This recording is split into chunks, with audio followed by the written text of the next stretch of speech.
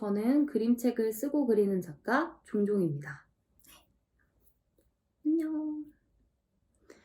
네. 제가 사실은 계속 얼굴을 보면서 촬영을 하고 싶었는데 말하는 것도 얼굴을 드러내고 하게 되면 계속 어색해지기만 하는 것 같아서 좀 편안하게 이렇게 하도록 하겠습니다. 양해 부탁드립니다. 너무 오랜 기간 공백이 있게 만들어서 일단 죄송하고요. 2024년에는 조금 더 자주 찾아뵐 수 있도록 노력하겠습니다. 오늘은 제가 어떻게 그림책 작가가 되었는지 이야기를 해볼까 해요. 저는 2021년에 출판된 평범한 식빵이라는 책을 통해서 작가의 길을 처음으로 들어서게 되었는데요. 이 책이 어떻게 나왔는지를 먼저 설명을 조금 드려야 될 것 같아요. 조금 긴데 책의 스토리가 어떻게 나왔는지는 별로 안 궁금해 하시는 분들은 스킵을 하셔도 됩니다. 오프라인 강연 같은 걸 보신 분들은 알겠지만 호주에 워킹홀리데이를 갔을 때 만들어진 책이에요. 2020년도 2월경에 제가 호주를 가게 되었는데요. 그때 당시에 코로나가 이제 막 스물스물 올라오는 시점이었어요. 다행히도 카페에서 아르바이트를 하게 되었지만 월화 못 가서 호주 정부가 셧다운이라는 아주 강력한 코로나 정책을 펼치게 되었어요. 당시 호주는 10명 미만, 어쩔 때는 5명 미만으로 확진자가 나왔을 때임에도 불구하고 호주 정부는 모든 가게는 문을 다 닫아라. 너네 딜리버리 서비스만 해라. 생필품을 판매하는 슈퍼마켓 위에는 문을 열 수 없다.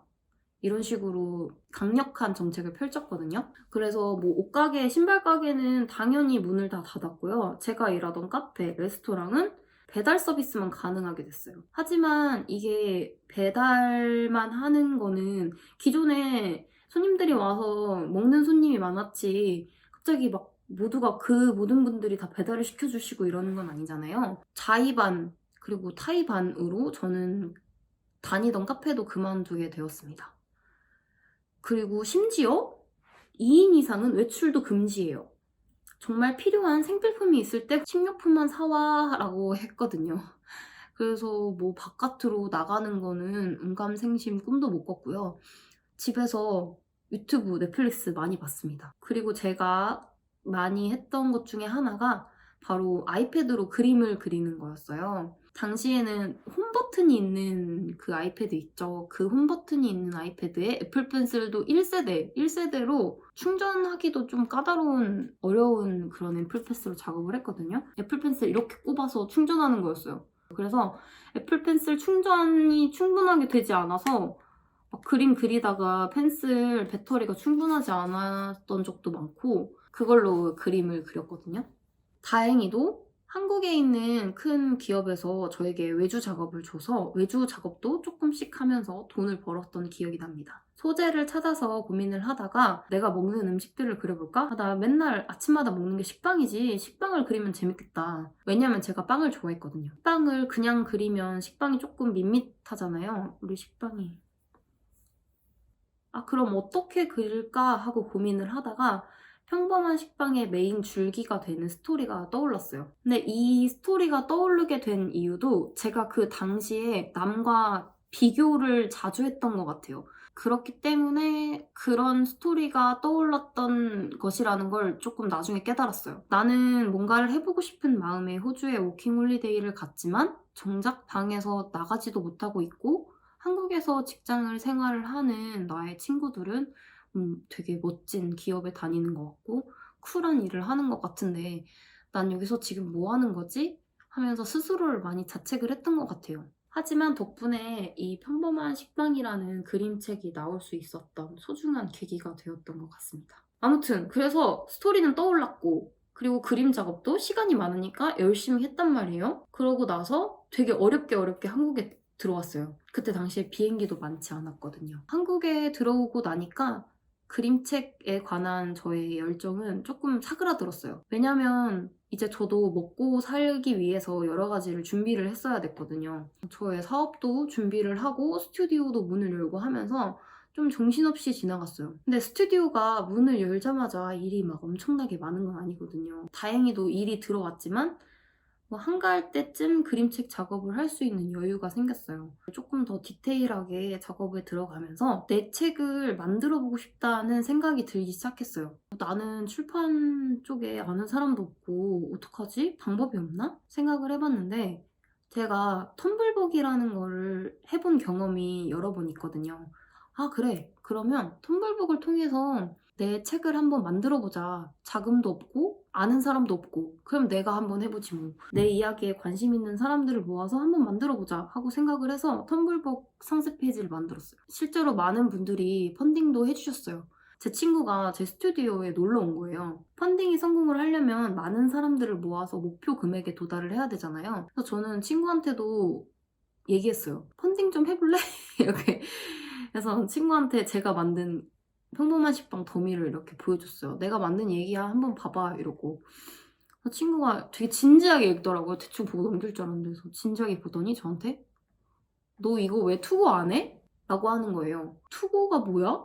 투고라는 것도 몰랐거든요. 그래서 투고라는 게 있구나. 그래서 근데 투고를 안 하는 특별한 이유가 있어? 라고 물어봤어요, 저한테. 텀블벅으로 그냥 한번 도전해본 거야 라고 했더니 친구가 자기 작은아버지께서 출판 쪽으로 일을 하시는데 한번 보여드려 볼 수 있다 이런 식으로 얘기를 하는 거예요. 그래? 그럼 나야 고맙지 이러고 그 자리에서 그냥 모바일로 PDF를 그 친구한테 메일로 이렇게 쓱 보내줬어요. 2주 정도 있다가 친구에게 연락이 왔는데 작은아버지는 이미 출판 쪽에서 은퇴를 하셨다. 하지만 후배분들이 계셔서 저의 책을 전달을 했더니 그쪽에서 마음에 들어 한다고 하면서 계약을 하고 싶다고 하더라고요. 그래서 저는 텀블벅을 내리고 출판사와 계약을 했어요. 왜냐면 사실 제 책을 스스로 출판하는 게 조금 막막하긴 했거든요. 출판을 하려면 출판사로 사업자 등록도 해야 되고 뭐 ISBN 같은 걸 받아야 되는데 과정이 조금 되게 어려워 보였어요. 그리고 인쇄소도 찾아가야 되고 내가 그 책을 또 보관하고 막 이런 것들을 생각하면 너무 복잡하잖아요. 그래서 출판사와 계약을 해서 경험 많은 출판사 직원분들이랑 책을 만들면 더 좋은 퀄리티의 책이 나오지 않을까 해서 계약을 진행하게 됐어요. 그래서 당연히 그곳에서 많은 도움을 받았고 덕분에 이렇게 멋진 책이 출판이 되었습니다. 근데 나중에 알고 보니까 조금 큰 출판사에서도 이 평범한 식빵을 출판을 하고 싶었더라고요. 그래서 논의 중이었는데 제가 이미 출판사와 계약을 해버려서 안 된 거죠.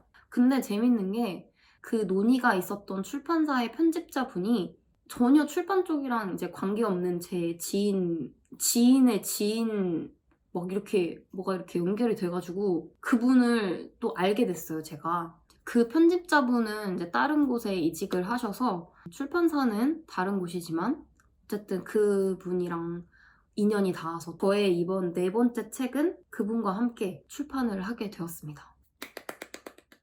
그래서 제가 드리고 싶은 말은 정말 좋은 이야기가 있다면 여러분들의 책도 충분히 세상에 나올 수 있다는 이야기가 하고 싶었어요. 제 채널을 구독해주시는 대부분의 구독자님들이 이런 쪽에 관심이 많으신 것 같아서 이 이야기를 꼭 해드리고 싶었거든요. 출판사는 늘 좋은 이야기를 찾아서 그 이야기를 좋은 책으로 만들어서 세상에 내보이고 싶어 하거든요.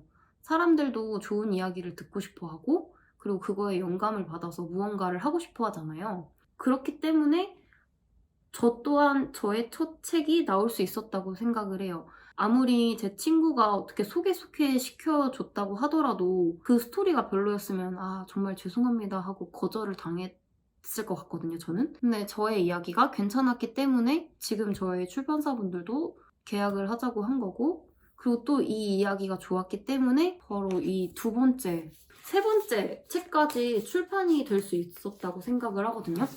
그러니까 여러분 절대 포기하지 마시고요.